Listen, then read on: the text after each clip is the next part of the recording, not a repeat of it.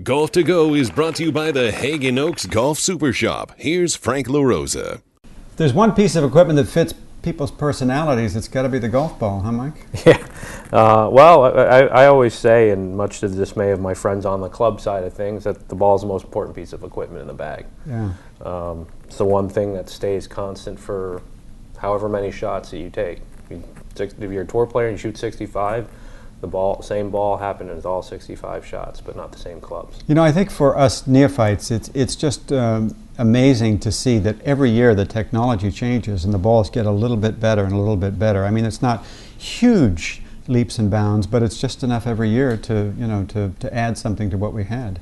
Yeah, no, I mean, and that's, at Nike, it's, for us, the very first founding principle that guides the company's innovation. It's our nature to innovate. It's maxim 1 of the 11 Nike maxims, and that's what we do. And that is, as excited as we are every time we launch something, as engineers and scientists and product developers, we always look at it and go, okay, that's great. How do we do it better? And that's sort of the constant evolution. We sort of call it nonstop innovation, nonstop. So it leaves a lot of sleepless nights. Yeah, you and I were talking earlier about how attached tour players get to their golf balls, but this brand new ball from Nike apparently got them pretty excited pretty quickly. Yeah, it did. We at the beginning of March, we are going to be launching the new Nike resin family of balls, and this is the latest iteration of our resin core technology that we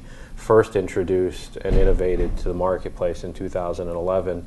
And resin, and the reason that it was so innovative is that the traditional solid rubber core golf ball is just that. It was made of rubber. We were the first ones to introduce an entirely different material in the core of a ball, which is an injection molded polymer. It's a resin material. Sure. A lot more versatile, a lot faster than what we had before. It's also lighter. So if it's lighter and you can put heavier layers on the outside, now you have more stability because the ball has a higher moment of inertia. Those were all the great things about what we had in 2011, but at the time we said, you know what, it's not a perfect ball. It's a great technology. What can we continue to do? And we continued to iterate, and that's where we find ourselves today, which is the launch of this new resin family of balls. And I think the most innovative part, sort of the star of this last launch, is what we've done with the core.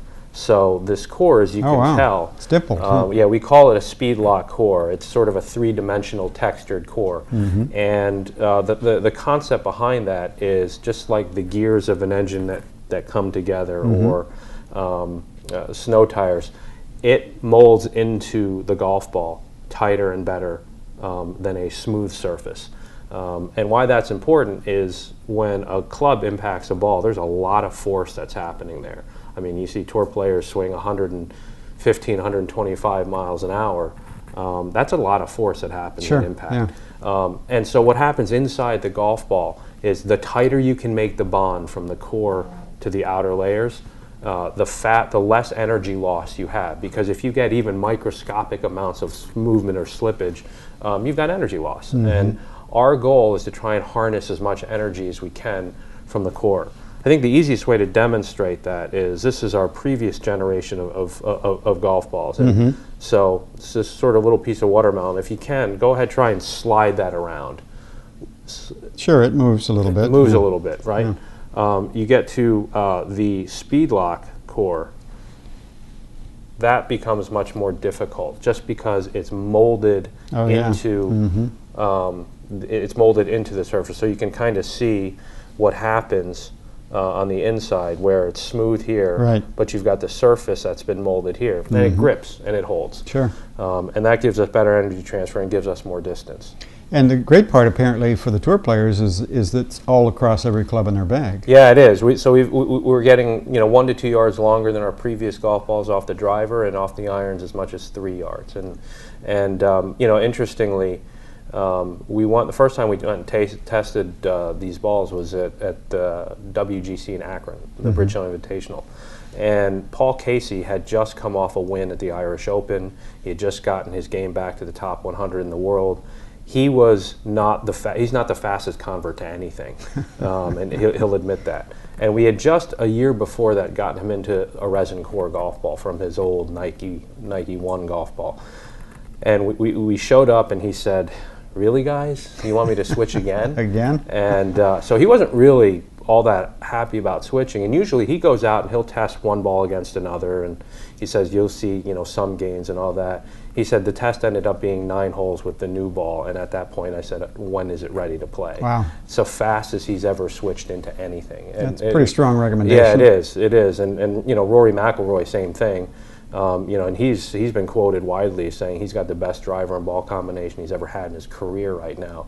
And when he first went over to Asia this fall for the sort of second swing of his year, when when his game came back, and he won the Australian Open and he topped 5 several events in Asia, he would tell anybody that listened about the ball. And so you get that. We know that we have something when the Nike people aren't there and the tour players are still talking about it, and you hear that anecdotally through the press, or we got great free advertising on broadcast media. Sure. So it's been really exciting. So for the rest of us that don't have that 125 mile an hour ball head speed, this is still going to be appreciably better for our game as well. Oh, absolutely, and that's one of the powers just in general of the resin core. It's fast. So you know, these there's 4 different models that we have. We have 2 4-piece urethane balls that are the ones that primarily our tour players are going to play.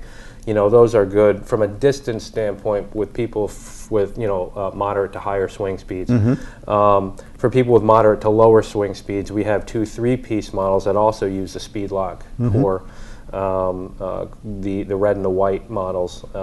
And so we sort of have a spectrum covered. And one of the things that we also have done is we've made it very simple for somebody, simple and graphical for somebody to figure out. How do I fit? Yeah. You know, what's the right ball for me? Right. And so and we denote it by either swing speed or, you know, calling out words like tour. We know that those are the ones that are obviously that are played on tour.